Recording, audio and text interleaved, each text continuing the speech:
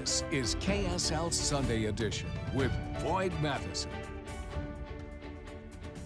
Welcome to Sunday Edition. I am Boyd Matheson. Each Sunday we attempt to divide the rage from the reason, elevate the conversation, connect the dots, and make the news make sense. We have conversations with great thinkers, great leaders, and great people making a difference. We talk politics so we can discuss society, and we explore society so we can discuss principles and the people in America who live them. We bring the best and brightest to Utah, and we send the Utah model to our nation's capital and beyond. Well, here in the United States, the criminal justice system is overburdened, understaffed, and incredibly inefficient. Recidivism and a revolving door keep far too many perpetually trapped inside the system. Likewise, addiction rehab centers are bursting at the seams, often producing equally dismal results. So the question then becomes, is there a better approach to changing behavior? What can be done? We're going to explore non-government solutions with someone who understands what it means to be locked in, locked up, and trapped in that broken system. So on this Easter Sunday, when the Christian world focuses on redemption and renewal and hope beyond the darkness, that's what we're going to focus on today. For hundreds of millions of followers celebrating Easter today, Jesus Christ is the road to redemption, which runs directly to and through Easter morning. So we're going to look at some angels without wings and some earthly organizations and influencers who are providing space for renewal, for redemption, and most importantly, for transformation. Dave Durocher is the executive director and co-founder with our friends at the Other Side Academy, and he joins us today to look at their innovative and revolutionary approach to both redemption and transformational. And Dave, thanks for joining us today. It's good to be here with you, Boyd. So let's start with your redemption path and story. There were a lot of people and a lot of places along the way, but give us a little bit of the backstory where this all began. Oh gosh, nearly 28 years of hardcore drug addiction. And the drug addiction was one element of the problem, but as I got older, I got into the crime aspect of things and started dealing drugs on a large scale and started getting arrested. Did a 2-year prison term, out for a few days, did a 5-year prison term, out for a few days. When I say a few days, it was a couple of months. Then a 6-year prison term and a 10-year prison term. So it was just prison term after prison term after prison term. And it's safe to say the day I got out of prison, I was on my way back in. It just, was it today, tomorrow, or next week? And what I learned over time, right, and then, of course, after that 4th prison term, I was looking at another 22-year prison sentence. And I was fortunate enough to be able to go to Delancey Street. But that took a lot of work and an empathetic judge and some grace and some mercy from our Savior in order for that to even happen. But something that I learned on the inside, I needed to be in jail. I needed to be in prison. It kept the community safe from me. People keep thinking we can't, incarcerate our way out of this problem. No, we can't. We never have been. We never will. But jails and prisons serve a purpose in our communities. Where we fall short is what we're doing once we're inside. We are horrible across the country at the rehabilitation piece. What are we providing for guys like me and others who are justice involved once we're incarcerated? Yeah. And so as you look at that, I want to go through that part of that story and getting to Delancey Street, and I want you to describe that model and the judge who really did give you that redemption path and an opportunity to have some dignity, to have some accountability, but also to have that opportunity to move forward. So Delancey Street is a 2-year re-education facility for the most lost among us. It started in 1971. There's 5 of them in the country. I was in Los Angeles, right? And I was looking at a 22-year prison sentence. There was no place for me to go. No judge in their right mind would send me to a 30, 60, 90-day model. It would have been ineffective, and it would have been a waste of time, and it would have put the community in jeopardy again. So I wrote Delancey Street a letter. They came to the county jail, and they interviewed me, and they accepted me. And when I brought that letter of acceptance to the judge, he emphatically said no. So I go back to my cell and I'm dejected, right? It's the only place I know of that will take someone like me in lieu of a prison sentence like that. I wrote the judge a letter. I was busy in my cell at night. I wrote him 4 pages front and back. I never told him he was wrong in his assessment of me because he wasn't. But I said, Your Honor, what do you have to lose? I've been to prison 4 times already. It didn't work. Not that it's designed to. I'm on my way back again. Eventually, I'll get out to go right back to the same behavior. Delancey Street has graduated 25,000 people back into the community successfully. Why don't you give me a shot? If I split or I get kicked out, you can lock me up for the rest of my life. Or the next time you see me, it's because I'm coming back to say thank you. Went to court about 6 weeks later after the judge got the letter. Lo and behold, he said, Mr. Durocher, against my better judgment, I'm going to give you the opportunity to go to Delancey Street. You're going to sign a deal in this courtroom to 22 years. You're pleading guilty to all of your charges. When you get kicked out or when you split, I've got you for the rest of your life. Get out of my courtroom. Now, Boyd, I stayed in that 2-year program for 8.5 years. Let that sink in. I stayed in a 2-year program for 8.5 years. Why? Because I could. Because it wasn't government funded, which means the government didn't say, on this day you're ready. Here's the funding for 90 days, and on day 90 you're ready. The model in our country is broken, and it has been for decades. It is literally broken. Incredible human beings working in these organizations, the model's broken. We already know that the longer you're in treatment, the better your odds of success, but we won't fund long treatment facilities. It's 30, 60, or 90 days. Then they prescribe the end date for me. Anytime you prescribe the end date for a drug addict criminal, you just sign their death warrant. We have to be able to stay in the mode of practice of doing the right thing every day for as long as it's going to take and not be asked to leave when the funding runs out. So I'm going to take just in our last minute here before we take a break. You've taken that same model, the Delancey Street model, you've really enhanced it and perfected it here at the Other Side Academy here in the state of Utah. But just give us a minute on this idea of how you approach these individuals. Again, redemption story. You're not treating them as liabilities to be managed in 30, 60, or 90 days, but as human beings with divine potential and dignity. Give us that model. Absolutely. Everybody who comes to the Other Side Academy, and the difference between Delancey Street and us is we're 30 months residential, right? We've extended it some because we realized we need a little more time. But the people who come to us are students, right? Just like I was when I got to Delancey Street. Let's make no mistake about it. I was a liar. I was a cheater, I was a thief, I was a manipulator, I was committing crimes, I was tearing at the fabric of our community, right? Going to someplace and just getting therapy about drug addiction isn't going to solve those issues. So at the Other Side Academy, we address those issues and we give you the time that you need to learn to be honest, to learn to have integrity, to learn to be accountable, to learn to be dependable. And it's peer driven. It's people just like you who have been there and done that. So we show them grace, we show them mercy, we show them love, but more importantly, or equally as important, we hold people accountable. Without accountability, you're never going to change. Fantastic. All right, we're going to stay with the conversation with Dave Durocher and the road to redemption and transformation for those caught in the criminal justice system, addiction, and on the streets. So we're going to get into all of that as Sunday Edition continues on Easter Sunday here on KSL 5 TV. We'll be right back.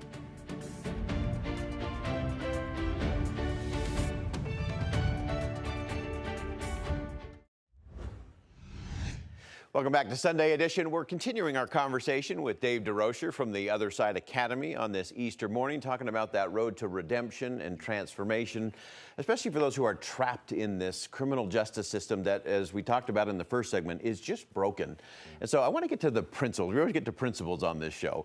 What are the principles that really allow this kind of in-house residential skills-driven program to be successful? I think the most important principle is we tell people the truth. And today, in our culture, it just seems like we've leaned so far the other way that we're always afraid to tell people the truth. When I was in Delancey Street, my peers were telling me about who I had become. That gave me a foundation to grow from. When I realized that everything they were telling me was true, I was tearing at the fabric of the community. I was a menace in our community. I needed to hear the truth about myself. So at the Other Side Academy, we hold people accountable. If you want to help people, you tell them the truth. If you want to help yourself, you tell them what they want to hear. We don't tell people what they want to hear, but it's not doctors, counselors, and therapists doing it. It's their peers. It is incredible therapy, if you will, when your peers, people who have been there and done that, are holding you accountable. The other important part is you don't have to leave on a particular day because we're not government funded. We have social enterprises that generate our revenue. We have our moving company, our thrift boutiques, storage facility, construction company. And the reason why that's important is when I was going to jail, Boyd, I was a burden. When I was going to prison, I was a burden on the taxpayer. Why should you have to foot the bill for my poor choices in my life? When you come to the Other Side Academy, you are no longer a burden. The social enterprises we are responsible to work in to generate the revenue so we can continue to help people. After all, I broke my life. Shouldn't I be responsible for fixing it? So accountability all the way down to that. That's why I say the model is broken, because when you go to some of the other models that have a determined day that you're going to end, right? No one's ever ready on that day. You're leaving because you have to or because you can. Yeah. So you look at those social enterprises. One, it's amazing that you do all of this without government funding, whether that's federal, state, local, lots of great partners. But the most important thing is the skills that a lot of these students at the Other Side Academy didn't get when they were on the street or in the gang or locked up in prison. Talk to us just quickly about those enterprises and why that's such an important part of the model. Yeah, it's critical. When you go to a lot of other treatment centers, right, you're being therapized all day, but you're not out working. Yeah. And many drug addicts and people who live in that lifestyle don't know how to work. And what I mean by that is get up, go to work, be on time. Go to break, come back on time. Lunch, come back on time. Afternoon break, come back on time. Punch out at 5, not 4:59. Have a good attitude. Do what's asked of you at work. Go home, go to bed, rinse and repeat. We don't know how to do that. If we did, that's what we'd be doing, right? So the social enterprises that we have give our students the opportunity to learn how to work. Not just moving, not just at the thrift boutique, but the softer parts of those, being on time, having a good attitude, listening to your boss, right? That is so critically important. We have a tendency when we're at work and something doesn't go our way to quit, to run out, to get upset with the manager, to start yelling at them. And you know, our population, we've had hundreds of jobs, but we can't keep them. So this work component is critical to their success going forward. Yeah, and then there's also the exit ramp is different. As you said, it's not this determined date because the funding runs out from the insurance company or the government. But you have a path for them so that they're not just going back to the old neighborhood. They're not on their way back to prison. Describe how that works in terms of getting that accountability, developing those skills, and then having that opportunity for upward mobility. Yeah. So once you've been with us, you can stay with us as long as you need to. We're a minimum 30 months long. Some students ask to graduate at 30 months. Others, about 65%, are asking to stay a third, fourth, or in some cases a fifth year because change takes time. But at the end, regardless of how long you've asked to stay, we have a full-time job for you. Unlike most organizations, every one of our graduates goes from our structured environment into a full-time job, living wage. Go across the street to graduate housing. In graduate housing, you're required to go through a financial literacy class and stay there for a year. You have to save a determined amount, and then we match it depending on how long you were with us, right, at the end of that. So you've been a student for, let's say, 3 years. You've been a graduate for 1. You've been working in the social enterprises for 3. You've had a full-time job. You've bought your car. You've got all your bills paid. You've saved your money. We've matched it. We've also reached out to apartment complexes and property management companies around the valley who will now rent to our graduates. That back-end piece is unheard of. There are no other organizations that I'm aware of, and we visit all over the country and the world, that is doing that, particularly the job placement on day 1 and helping them find housing, even though they have to check that box. That back-end stuff is so critically important to their success going forward that they continue in that structured environment from the academy into a full-time job. It's what I think is the X factor in their success on the back end. Yeah, there's so many parts to the secret sauce that is the Other Side Academy. We know you're extending it now to the Other Side Village. That is an extension and really deals with those who are chronically unhoused. I think that's an important piece. You've also got facilities open in Denver now and developing other places. Give us one last thought, Dave, in terms of how should we all be thinking about this a little bit different? How do we do this different not just in our community? To me, this is the Utah model at its finest. How do we replicate, multiply this, and really have that kind of redemption impact on people around the country? I think that I ask people this question all the time when I'm in big groups or presenting someplace. And I ask, is the problem in our communities getting better or worse? I ask for hands being raised. And all the hands go up for worse. Why? And nobody usually can answer why. It's because we aren't addressing it correctly. We've gotten to a point where we don't want to hold people accountable. If we don't get held accountable, there's nothing to change. We can simplify it with accountability, being told the truth about who we've become. That gives us a foundation to go forward. If all we're doing is powdering people and soft pedaling the issues and telling them it's gonna be okay, it's not gonna be okay. The game has changed today with fentanyl and all the deadly drugs that are out there. We are losing people at a rate that we've never seen before. We have to hold people accountable to the choices they're making. We are grown adults. And I'll finish with this. Every drug addict has 2 choices. We all know it's true. when we're using, we can continue to use, we can ask for help. We all know it exists. Yeah. If we're not willing to ask for help, we need to be held accountable. That is going to save our lives. We need to use jails more effectively and prisons more effectively. So once we break that cycle and we're incarcerated, we're better at rehabilitating us while they've got us. Yeah. Fantastic. You can make progress, or you can make excuses, but you cannot do both. The Other Side Academy is one of the most transformational, redeeming places I've been on the planet. Dave Durocher, you're part of that extraordinary redemption story. You're leading an extraordinary effort. We're grateful to have you on the program today. Thanks for joining us. Thank you, Boyd. Big thanks to Dave Durocher, Executive Director of the Other Side Academy, one of the co-founders, and it is the Utah model at its finest, and it is transforming lives. You should check that out and become part of that solution. We'll be back. More Sunday Edition coming up next. Welcome back to Sunday Edition. To the Christian world, Easter brings with it a renewed hope in a brilliant morning of redemption. Hundreds of millions of followers celebrate today how the atonement and resurrection of Jesus Christ over 2 millennia ago ensures that darkness gives way to light, death is overcome with life, and sin can be swept away by mercy and forgiveness. The road to redemption runs directly to and through Easter morning. History is filled with stories of countless travelers who journeyed that road to redemption. The prodigal son, the executive who gains the world but loses his soul, the mother who squanders her family to addiction. All need someone to mercifully step in and help. Those who do step forward to foster and facilitate redemption for the struggling individuals are truly earthbound angels. As we've discussed with our friend Dave Durocher today, one of those organizations driving that kind of redemption is the Other Side Academy. They have forged a critical road to redemption and created a path toward upward mobility. Their students are empowered to not only re-enter their communities, but then to thrive and serve others as contributing citizens. I will forever remember one cold winter morning when I watched a graduation for one of those students at the Other Side Academy. The ceremony started inside the old mayor's mansion in Salt Lake City, Utah, where the academy is housed. Stories of the long, hard journey of that student were told.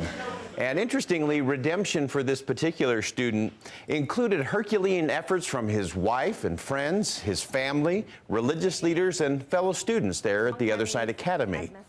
Each of those individuals did something for that student that the student could not do for himself. So as the graduation progressed, the door to the outside was opened and everyone stepped out into what was still a very dark, cold winter morning. The student walked to the other side over a small but very symbolic bridge and into the outstretched arms of all those who had helped, including his father, who had patiently but actively waited for his son's redemptive return. The sun emerged from the dark clouds, and truly a brilliant morning came on that road to redemption. To the family of this young man, it was the epitome of Easter morning. What was lost had been found, what was dead was alive again, and what had been sold for a mess of pottage had been miraculously redeemed. There are countless such examples of redemption and redemptive acts all around us every day. Those who lift a neighbor in need, provide a listening ear to the lonely, stand up for the weak, visit the weary, speak for the voiceless, or provide relief in any way. All of these are types and models of a redemptive influence. So in our homes and communities, moments of redemption create a place for the grace of new beginnings and the faith found in fresh starts. Redemption is part of what ensures that forgiveness will be granted, that suffering will cease, and that hope will usher in a new day. To Christians around the world, ultimate redemption comes in and through Jesus Christ. Elder D. Todd Christofferson, a member of the Quorum of the 12 Apostles in the Church of Jesus Christ of Latter-day Saints, said it this way: as disciples of Jesus Christ, we ought to do all we can to redeem others from suffering and burdens. Even so, our greatest redemptive service will be to lead them to Christ. Without his redemption and death and from sin, we have only a gospel of social justice. While that may provide some help and reconciliation in the present, but it has no power to draw down from heaven perfect justice and infinite mercy. Ultimate redemption is in Jesus Christ, and in Him alone. So it is true, as we do for others what they cannot do for themselves, and as we look to the example of Jesus, we will view our fellow travelers on the road to redemption in a whole new light and in a whole new way. We'll learn that no matter how dark or how difficult the trial, no matter how dim or lonely the road, no matter how discouraging or depressing the seemingly never-ending night of sorrow may be, just as on that first Easter, a brilliant morning of redemption will come. The challenge for all of us, I think, is to be part of it. I think all of us can strive to live a little differently and try to do what St. Francis of Assisi may have said best when he declared, "Always share and preach the gospel. When necessary, use words." And so as we look at this Easter morning, it is an opportunity for all of us to not just use words, but more importantly, to use deeds on that redemptive road, to recognize that as we link arms together, we can solve big problems in our communities, big problems in our nations, and more importantly, in our own neighborhoods and families. We can make a difference for individuals who simply need to have the help of something they cannot do and cannot accomplish alone. That's the road to redemption, and as we link arms, we can travel that road together. Well, that wraps it up for us on this edition of Sunday Edition on this Easter morning. I am Boyd Matheson. Thanks so much for joining us here at KSL5 TV. And as always, as you go out into the world today, make sure you see something that inspires, say something that uplifts, and do something today that makes a difference. Music and the spoken word is next.